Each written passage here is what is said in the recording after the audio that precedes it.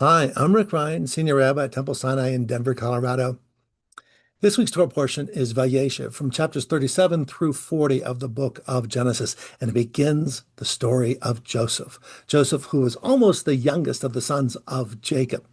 And there's a younger son still, Benjamin, but he was just a baby.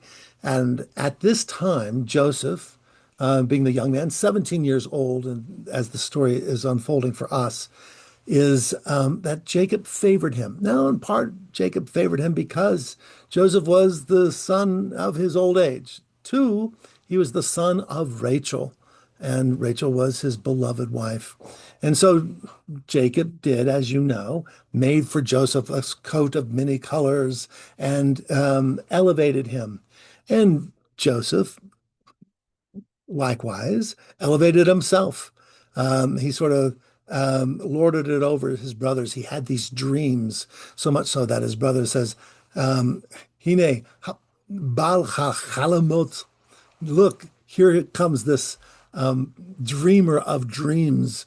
And Joseph would tell these dreams almost always in which Joseph himself was elevated above his brothers, above his parents, that everyone else would be bowing down to me.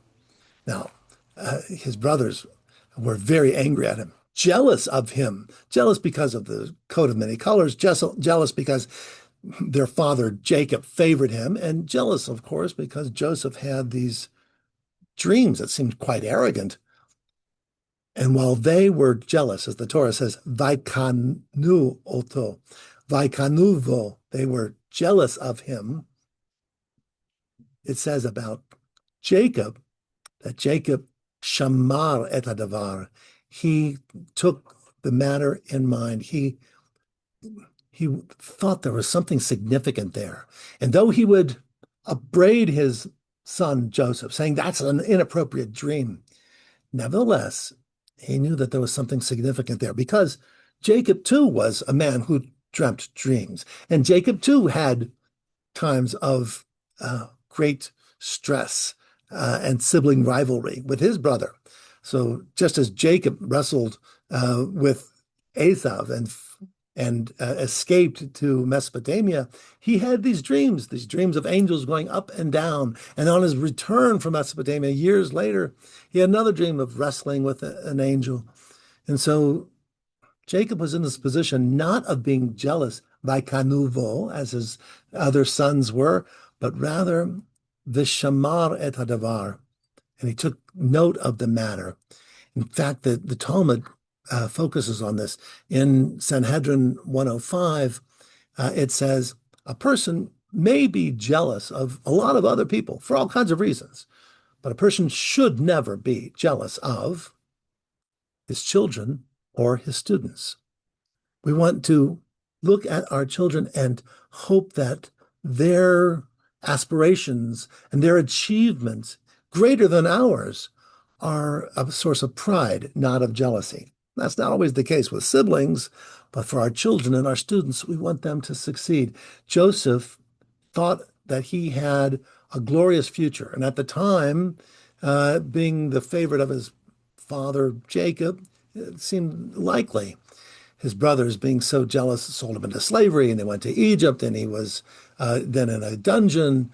And in a quirk of the history, as it will unfold in the weeks to come, the next couple of Torah portions, Joseph is redeemed and is in a position to save his brothers, his family, his father.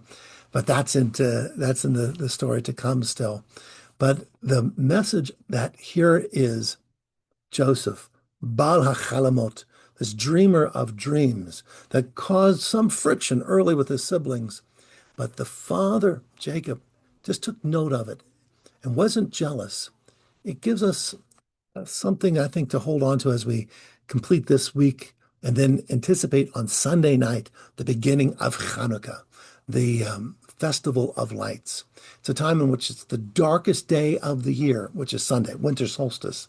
And that night we'll light the first candle for Hanukkah, and each night afterwards adding light and let there being a sense of hope to dispel the darkness. Now, the darkness is a metaphor. The darkness, of course, of the light of the sun being so dim at this time of the year, true. But there's another kind of darkness, the metaphorical darkness of a sense of oppression, of hopelessness. And these lights that we kindle are not just to dispel darkness, it is to rather shine hope. Joseph was a dreamer of dreams.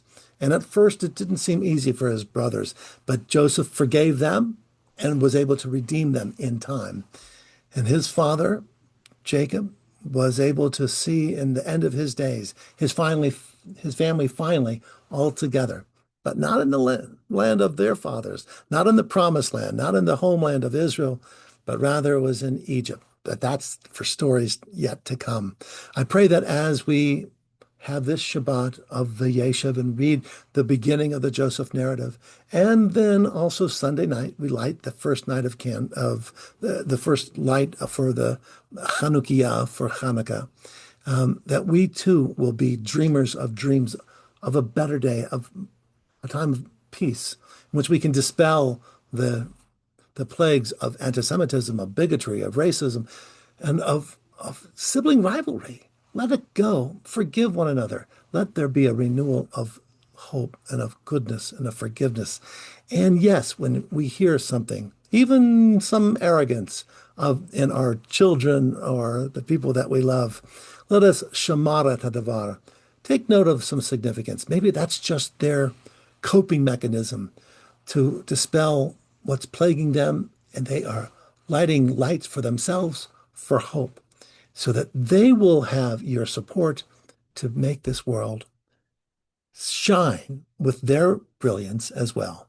Shabbat Shalom.